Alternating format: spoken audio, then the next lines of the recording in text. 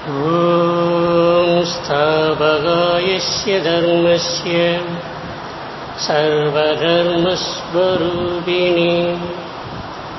अवतारवरिष्ठाय रामकृष्णाय ते नमः।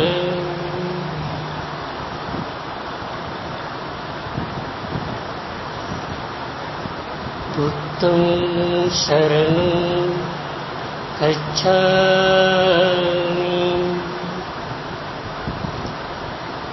धर्मं शरणं गच्छामि,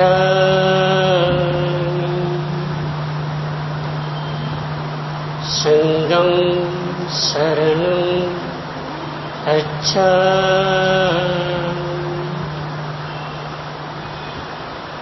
இன்று புத்த பகவான் ஜெயந்தி.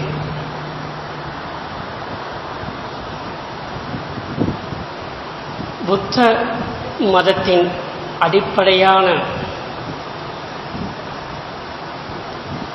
கருத்து என்னவென்றால் பொறுமை, கருணை, அன்பு, தர்மம். இவை மனித வாழ்க்கைக்கு அடிப்படை. மனிதன் தெய்வமாக வாழலாம், மனிதன் மனிதனாக வாழலாம், மனிதன் மிருகமாக வாழலாம். இது அவர்கள் உடலை பேணி காப்பது பொறுத்து. சிலர் உடலை கோயிலாக பேணி காக்கிறார்கள், சிலர் உடலை நடமாடும் சுடுகாடாக பயன்படுத்துகின்றனர். இறந்த உயிரினங்கள் எவ்வாறு சுடுகாட்டில் போடுகின்றோமோ அதே போன்று இறந்த கோழிகள், இறந்த மீன்கள், இறந்த ஆடுகளை போடக்கூடிய சுடுகாடாக இந்த உடலை வளர்க்கின்றனர்.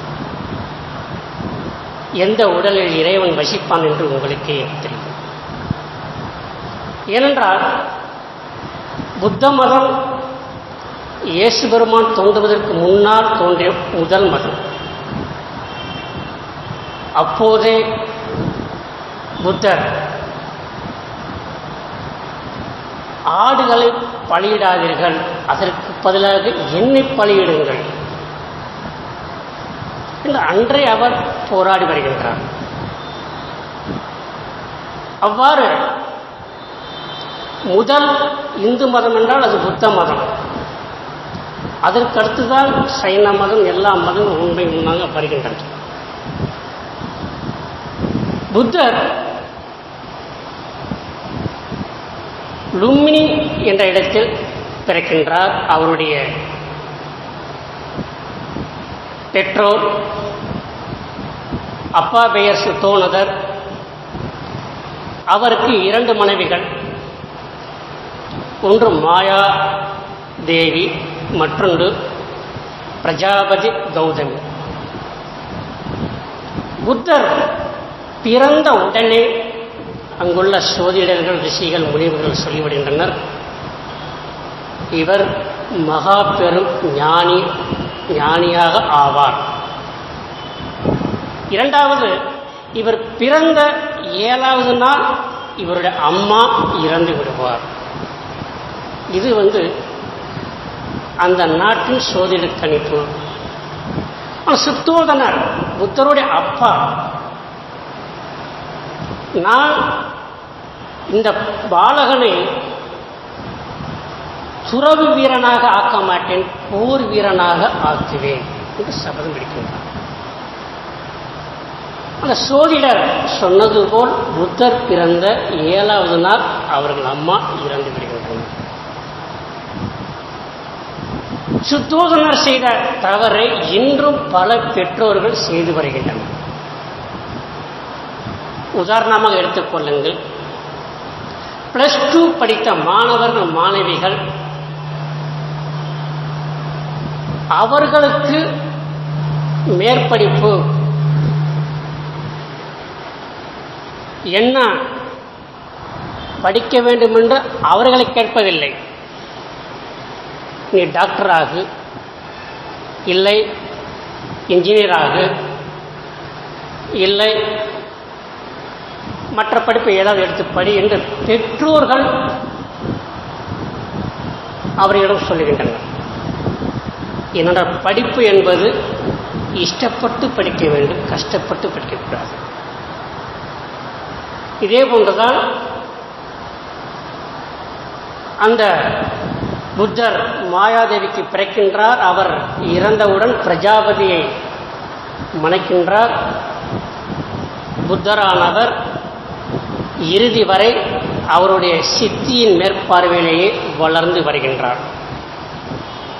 ஸ்ரீராமகிருஷ்ணர் அருளால் புத்தர் பிறந்த நேபாளத்தில் லும்பினி என்ற இடத்தில் ஒரு 3 நாட்கள் தங்கக்கூடிய பாக்கியம் அடியனுக்கு கிடைத்தது. அந்த லும்பினியில் அந்த இடத்தை பார்த்தோம் என்றால் கிட்டத்தட்ட ஒரு 1500 ஏக்கர். அவற்றில் ஒரு 150 மடாலயங்கள் என்றால் புத்த மதம் உலக லெவலில் உலகம் முழுவதும் பரவியுள்ளது. ஒவ்வொரு நாட்டுக்காரர்களும் அங்கு ஆசிரமத்தை நிறுவியுள்ளார்கள். சப்போஸ் நீங்கள் யாரேனும் புத்தர் பிறந்த இடத்திற்கு போக வேண்டும் என்றால் அங்கு கேட்பார்கள், நீங்கள் இந்து மலையாளத்துக்கு போகிறீர்களா அல்லது ஸ்ரீலங்கா மலையாளத்துக்கு போகிறீர்களா என்று கேட்பார்கள். நீங்கள் அவருக்கு விளக்கம் சொன்னால் அந்த மலையாளத்துக்கு எடுத்து சென்று அங்கே தங்க வைப்பார்கள். அதுபோன்று இப்போது லும்பினி என்ற இடத்தில் 1500 ஏக்கர் பரப்பளவில் 150 மடாலயங்கள் இருப்பதை இப்போதும் நாம் பார்க்கலாம். இரண்டாவது, புத்தர் பிறந்தவுடன் ஹிமாலயத்தில் ஒரு ரிஷி பகவான், ஒரு முனிவர் வாழ்ந்து வருகின்றார். அவருக்கு தெரிகின்றது ஒரு அவதாரம் பூமியில் அவதரிக்கப் போகின்றது, அவரை நான் தரிசிக்க வேண்டும் என்ற ஆவலில் அவர் தியானம் பண்ணி கொண்டிருக்கின்றார். அவருடைய பெயர் அச்சிதர் முனிவர். பகவான் பிறந்தவுடன் அச்சித முனிவர் ஹிமாலயத்திலிருந்து லும்பினிக்கு வருகின்றார். வந்தவுடன் அந்த புத்தரை எடுத்து, சிறிய குழந்தைகளை எடுத்து பார்க்கும் பொழுது சந்தோஷப்படுகின்றார். இவர் துறவியாக ஆவான் என்று கணிக்கின்றார். இது சுத்தோதனருக்கு பிடிக்கவே இல்லை. அதற்கடுத்து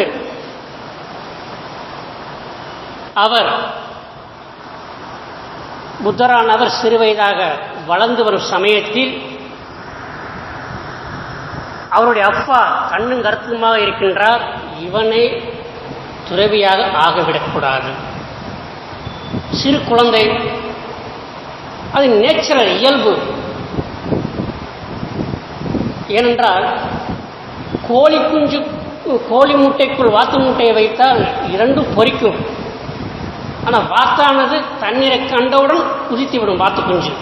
ஆனால் கோழி குஞ்சு குதிக்காது. அது இயல்பு, வாத்தினுடைய இயல்பு, நீரை கண்டவுடன் குதிக்கும். அதே போன்று கபிலவஸ்து என்ற நகரத்தில் உழவர் தின விழா கொண்டாடுகின்றனர். அந்த காலத்தில் முதலில் அரசர் தான் வந்து அந்த நாற்றை எடுத்து கொடுப்பார், அவர்கள் நட்டு விடுவார்கள், அறுவடை செய்வார்கள். இந்த மாதிரி ஒரு கலாச்சாரம் இருக்கின்றன. அப்பொழுது எல்லா குழந்தையும் சுதந்திரமாக விளையாடி கொண்டிருப்பார்கள். புத்த பகவானும் புத்தரும் விளையாடி கொண்டிருக்கின்றார்.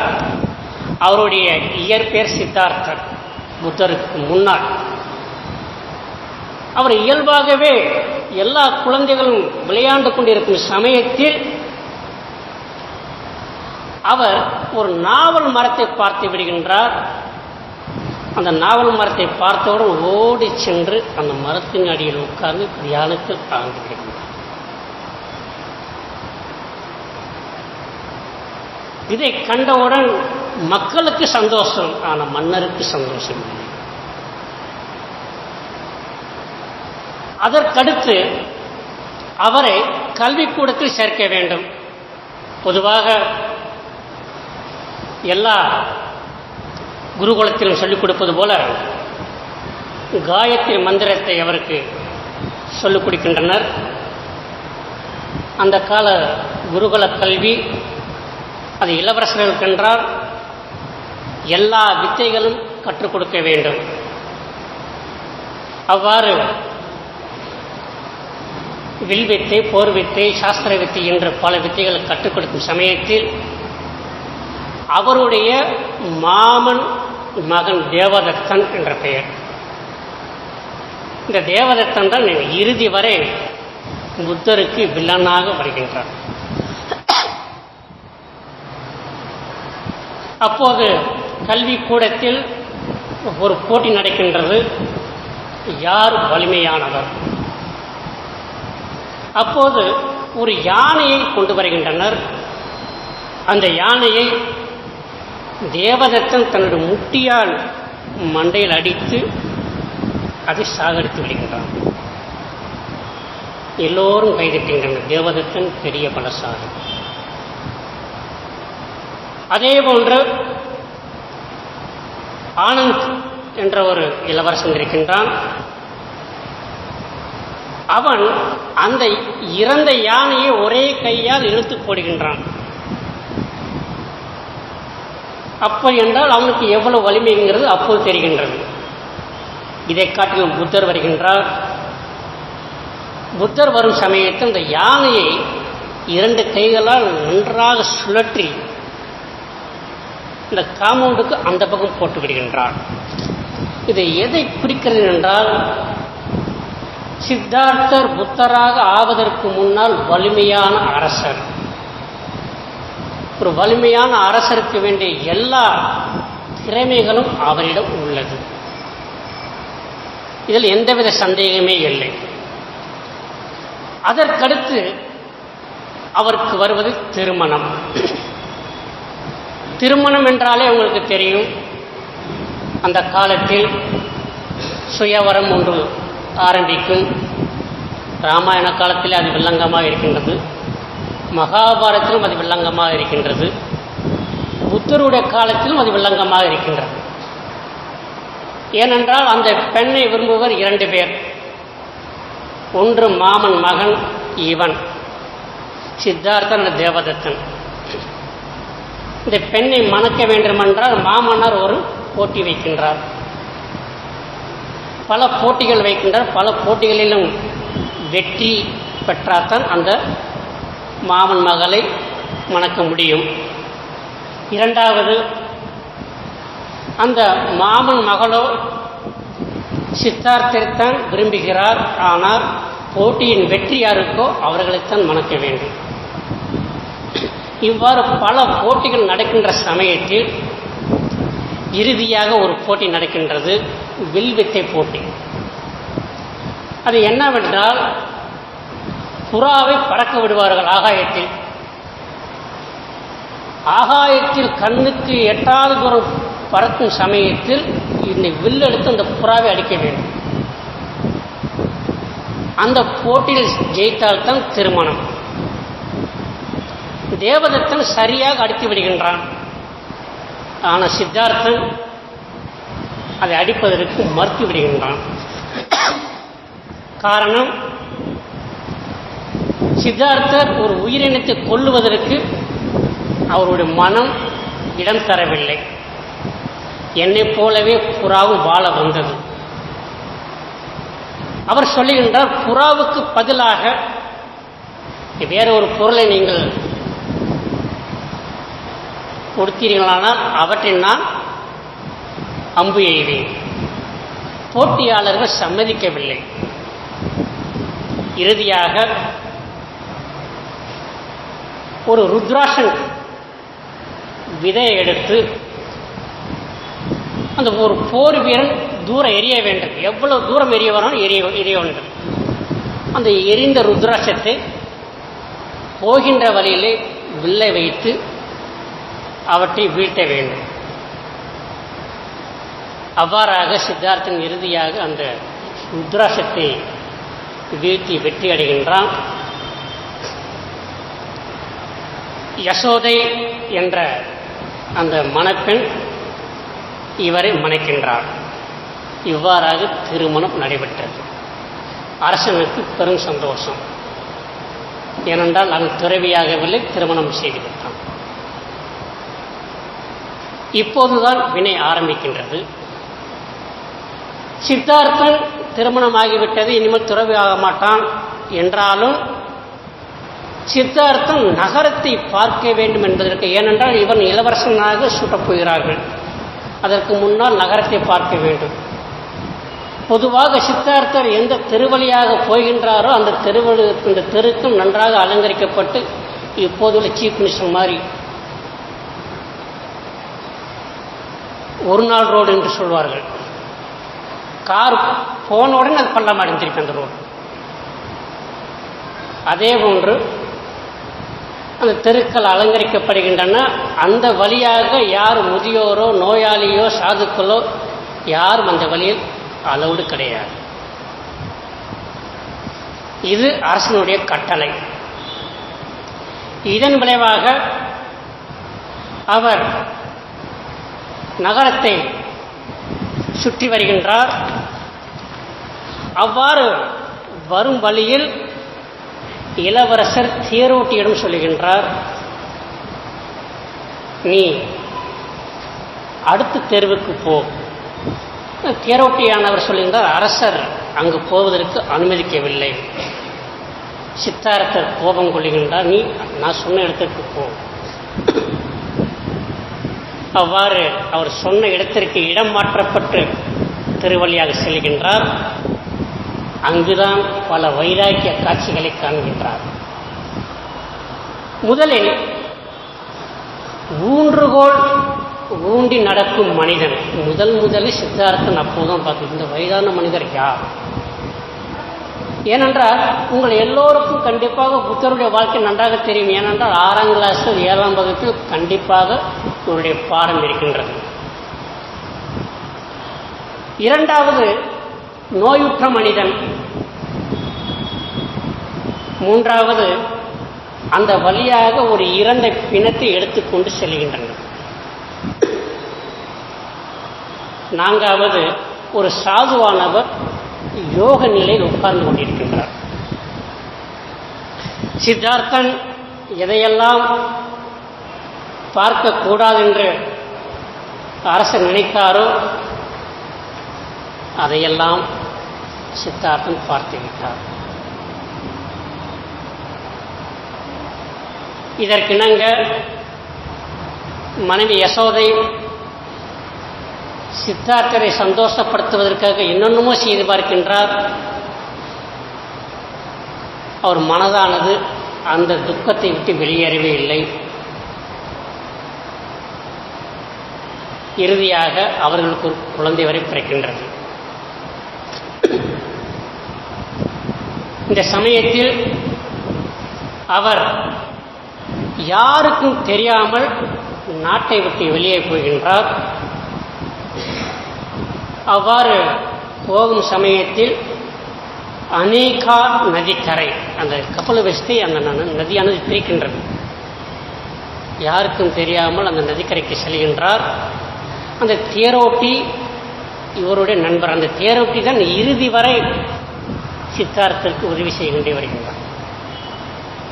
புத்தர் சொல்வார், என்னை காட்டிலும் ஒரு வலிமையான தபசியை பார்க்க வேண்டும் என்றால் அது என்னுடைய தேரோட்டி என்று தெளிவாக சொல்வார். அந்த அநேகா நதிக்கரைக்கு செல்கின்றார். அரசர் பாரம்பரிய சின்னங்களை எல்லாம் எடுத்து தேரோட்டியிடம் கொடுத்துவிட்டு தன்னுடைய கத்தியால் தன்னுடைய முடியை வெட்டி நதிக்கரையில் போட்டு அவர் தேரோட்டியிடம் சொல்கின்றார், என்னுடைய நமஸ்காரங்களை எல்லோருக்கும் சொல்லிவிட்டு யசோதையிடம் என்னுடைய ஸ்பெஷல் நமஸ்காரத்தை சொல்லுங்கள். ஏன்னா யசோதையின் மகள் இவருடைய மனைவி. பின் அவர் செல்லுகின்ற சமயத்தில் ஏன்னா அவருடைய அணிந்துள்ள ஆடைகள் அரச ஆடைகள். நாட்டை துறந்தாச்சு, வழியில் செல்லும் பொழுது சாதுனுடைய ட்ரெஸ் அவருக்கு தேவைப்படும். ஒரு வேடன் சாதுனுடைய ட்ரெஸ்ஸை போட்டுக்கொண்டு ஒரு புறாவை குறிவைத்துக் கொண்டிருக்கின்றான். அப்போது புத்தர் பார்த்து விடுகின்றார்.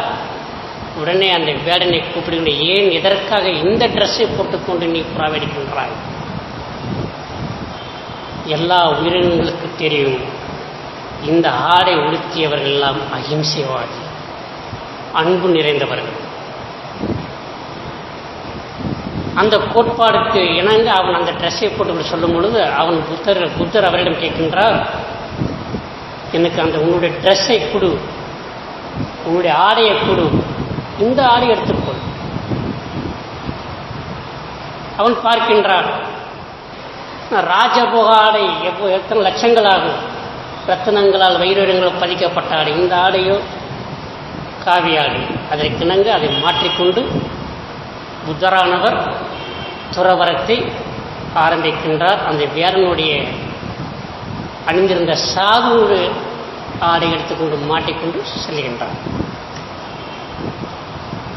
இவ்வாறு அவர் செல்லுகின்ற சமயத்தில் பல ஆடுகளை விரட்டிக்கொண்டு ஒரு யாகத்திற்காக பலி கொடுப்பதற்காக அந்த ஆடுகள் செல்லுகின்றன. புத்தர் அந்த ஆட்டு கூட்டங்களை தடுத்து யாகத்தை நிறுத்தி அந்த யாகத்தின் மூலம் பலி கொடுக்கக்கூடிய ஆடுகளை காப்பாற்றி விடுகின்றார். இவ்வாறாக புத்தர் பல இடங்களுக்கு சென்று கொண்டே இருக்கின்றார். அவ்வாறு அவர் வனத்தின் வழியாக சென்று கொண்டு இருக்கும் சமயத்தில் பல முனிவர்களை அவர் சந்திக்கின்றார். சந்திப்பதற்கு முன்னால் அந்த யாகத்தை நிறுத்தி விடுகின்றார். யாகத்தை நிறுத்தியவுடன் அந்த மன்னர் சித்தார்த்தரை பார்க்கின்றார். இந்த மன்னருக்கும் சித்தார்த்துக்கும் ஏற்கனவே தெரியும், ஏனென்றால் இவர் இளவரசர். அந்த மன்னரானவர் என்னுடைய நாட்டை எடுத்துக்கொள், என்னுடைய அரண்மனையை தங்கிக்கொள், உனக்கு வேண்டிய எல்லா விஷயமும் செஞ்சுத்தாரு, என்னுடைய அரண்மனையை ஆசிரமமாக ஆக்கிக்கொள் என்று பலவித ஆசைகளை தூண்டிவிடுகின்றார். அதற்கு புத்தர் என்ன சொல்லுகின்றார் என்றால், ஒரு தூண்டில் சிக்கிய மீன் மீண்டும் அந்த தூண்டிலை திரும்பாது. வலையில் விடுபட்ட பறவை மீண்டும் அந்த வலைக்கு திரும்பாது.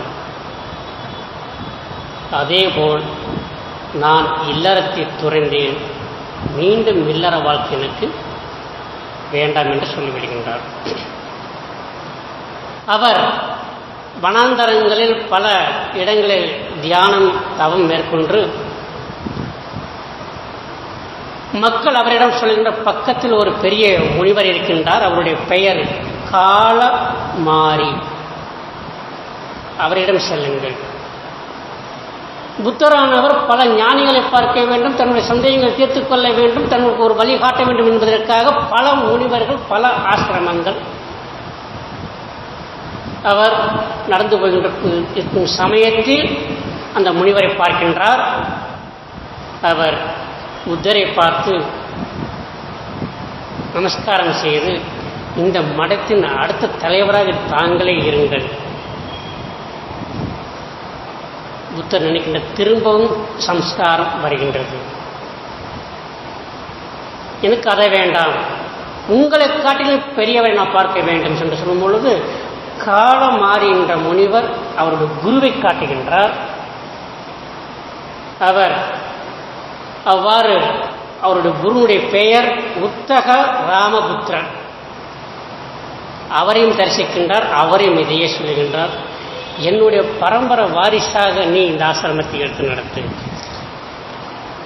இவ்வாறாக அவர் பல முனிவர்கள் ஆசிரமங்களை நாடி செல்கின்றார்.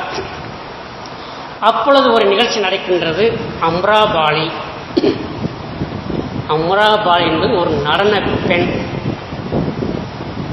இந்திரலோகத்தில் ஊர்வசி ரம்பைக்கு அடுத்ததாக போற்றப்படுபவள், நன்றாக பாடக்கூடியவள், நன்றாக ஆடக்கூடியவள். அந்த மாதுவை, அந்த பெண்ணை தன்னுடைய மனைவியாக ஆக மாட்டாளா என்பதற்காக பல நாட்டு அரசர்கள் இயங்கிக் கொண்டிருக்கின்றனர். அவ்வளோ அழகு. அந்த அம்ராபாலி புத்தரை பார்க்கின்றார் என்றால் அவளுக்கு ஏராளமான சொத்துக்கள், அழகு. அம்ராபாலி மன்றாடி கேட்கின்றார், என்னை நீங்கள் உங்களுக்கு உதவியாளராக ஏற்றுக்கொள்ள, மனைவியாக இல்லை. புத்தர் அவரையும் நிராகரித்து விடுகின்றார். இறுதியாக அவர் கோரத்தவம் செய்கின்றார். கோரத்தவம் என்றால் என்ன? பெரிய தாடி, பெரிய முடி, அதில் இப்போ ஏராளமான தாடி முடிகளாக இருக்கின்றது. கோரத்தவம் என்றால் ஒரு நாளைக்கு ஒரு அரிசி, ஒரு சாதம் மட்டும் சாப்பிடும். அந்த தவ அக்னியில் இருக்கின்ற சமயத்தில் அங்கு ஒரு பெண் வருகின்றார், ஜுஜாதா என்ற ஒரு பெண். அவள் ஒரு வீணையை மீட்டுகின்றார். இந்த சத்தம் புத்தரை கேட்கின்றது.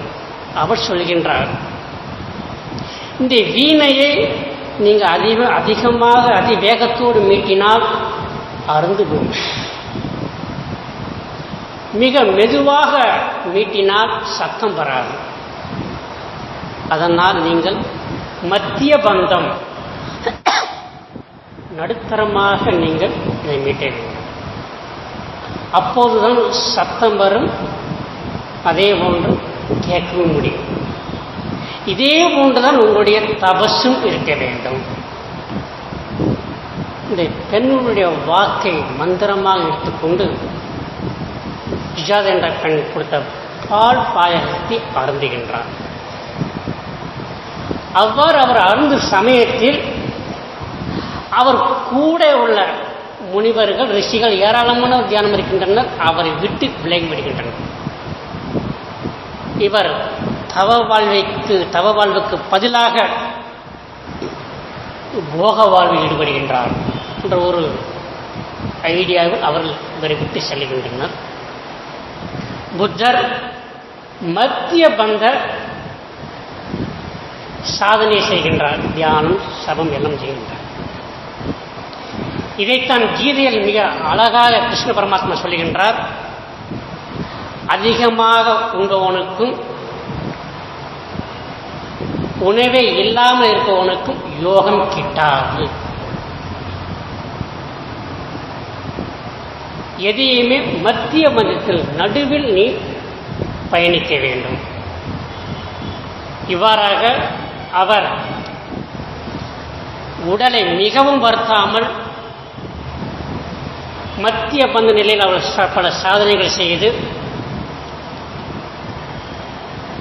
அனுபலா மரம், அதைத்தான் போதி மரம் என்று சொல்வார்கள். புத்தர் அங்கு தியானத்தில் ஆழ்கின்றார். ஆழ்ந்து அவர் பல வருடங்கள் தேடிய ஞானம் அவருக்கு கிடைத்து விடுகின்றது. இந்த ஞானத்திற்கு தடையாக இருப்பது எது என்பதும் அவர் சொல்லிவிடுகின்றார். 5 வாசனைகளை சொல்கின்றார். 1 உருவ வாசனை, 2 நுகர்வ வாசனை, 3 அறிவு வாசனை, 4 ஆசை வாசனை, 5வது பாவனை வாசனை. ஏனென்றால் இதை காட்டிலும் நிறைய வாசனைகள் இப்போது உள்ளே இருக்கின்றன. இந்த 5 வாசனைகளை ஒழித்தால் நீங்கள் ஞானத்தை பெறலாம் என்று சொல்லுகின்றார். அந்த காலத்தில் முதலில் புத்தரும் புத்தர் சீடர்களும் எவ்வாறு வாழ்கின்றனர்? அவர்களுக்கு வேண்டிய துணிகள் சாண குப்பையில் இருக்கக்கூடிய துணியையோ, புதிதாக கொண்டு வரக்கூடிய பிணத்தின் மேல் உள்ள துணியையோ எடுத்து அவர்கள் உடுத்தி வந்தனர். காலப்போக்கில் ஒரு அரசர் புத்தர்களுக்கு தேவையான ஆடையை தானே கொடுப்பதாக சொன்னவுடன் அந்த ஆடை எடுத்து வருகின்றனர். புத்தருடைய ஒரு ஸ்பெஷாலிட்டி என்னன்னு கேட்டால், அவரை சுற்றி ஒளிவட்டங்கள் இருந்து கொண்டே இருக்கும். தாமரை போன்ற முகத்தை உடையவர். யாரையும் ஈர்க்கக்கூடியவர். இதையேத்தான் அமுத மொழிகளை நீங்கள் படித்து பார்த்தோம் என்றால், ஸ்ரீராமகிருஷ்ணன் இல்லற சீடர்களுடைய பேசிக்கொண்டிருக்கும் சமயத்தில் நரேந்திரர் கேட்கின்றார், அவருக்கு உண்மையிலேயே ஒளிவட்டம் உள்ளதா? ஸ்ரீராமகிருஷ்ணன் ஒத்துக்கொள்கின்றார். அவர் ஞான ஒளியை பெற்றவர், அன்பு ஒளியை பெற்றவர்.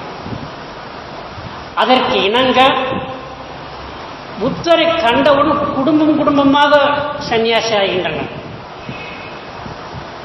பொதுமக்களும் அரண்டு போகின்றனர். படை வீரர்கள் அரசன் அரண்டு போய் விடுகின்றார். ஏனென்றால் புத்தருடைய அப்பா சுத்தோதனர் புத்தரை அழைத்து வருவதற்காக 9 தூதர்களை அனுப்புகின்றார். புத்தரை கூப்பிடுவதற்காக 9 தூதுவர்கள் போய் திரும்பவே வரவில்லை. ஏனென்றால் 9 வரும் சன்னியாசி ஆகிவிட்டார்கள். இந்த புத்தர் பவர்ஃபுல். ஒரு திருமணம் செய்த கணவர் மனைவி புத்தரிடம் ஆசி வழங்குவதற்காக வருகின்றார். புத்தருடைய கையில் திருவோடு உள்ளது. திருவோட்டை மணமகன் கையில் கொடுத்தவுடன் மணமகன் சன்னியாசி ஆகிவிடுகிறார்.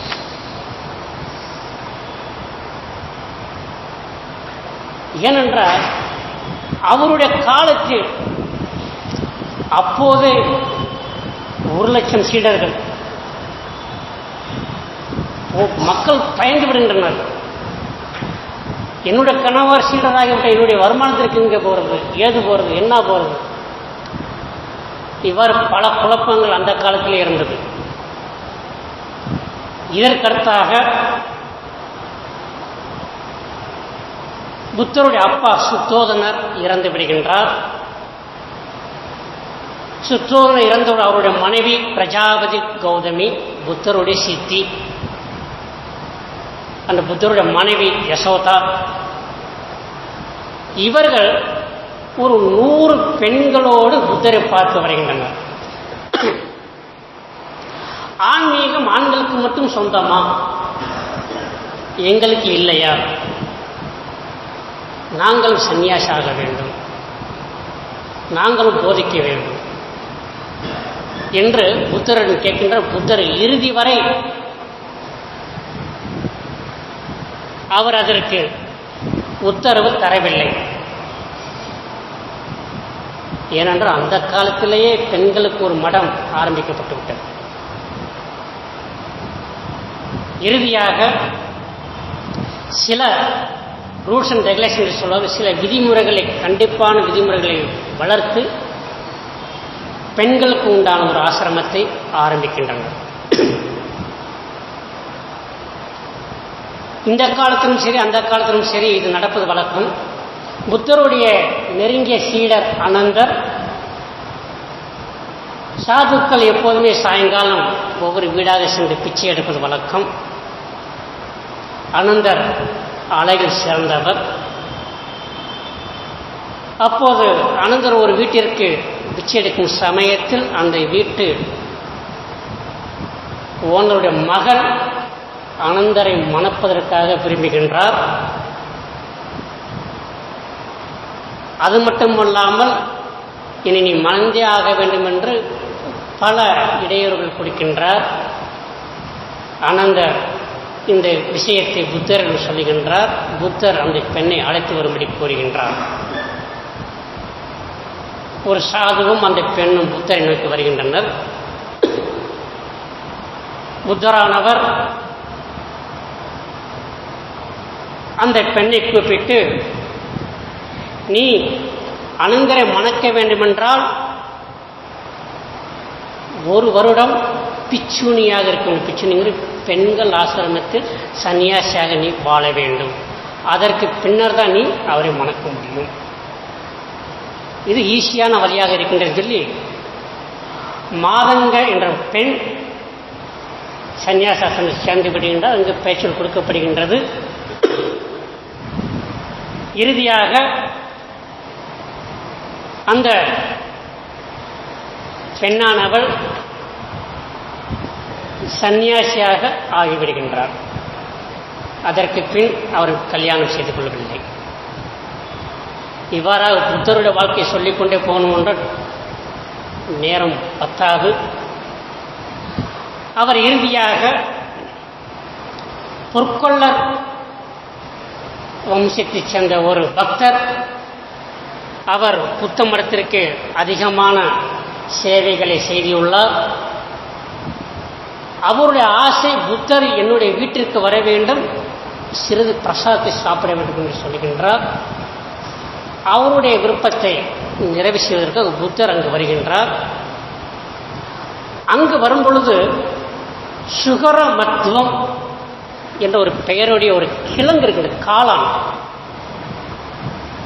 சுகர மத்துவங்கிறது 2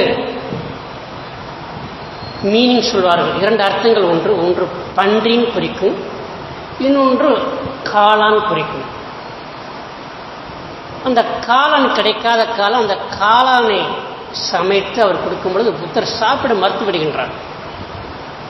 அதுக்கு பேர் விஷக்காலம் என்று சொல்வார்.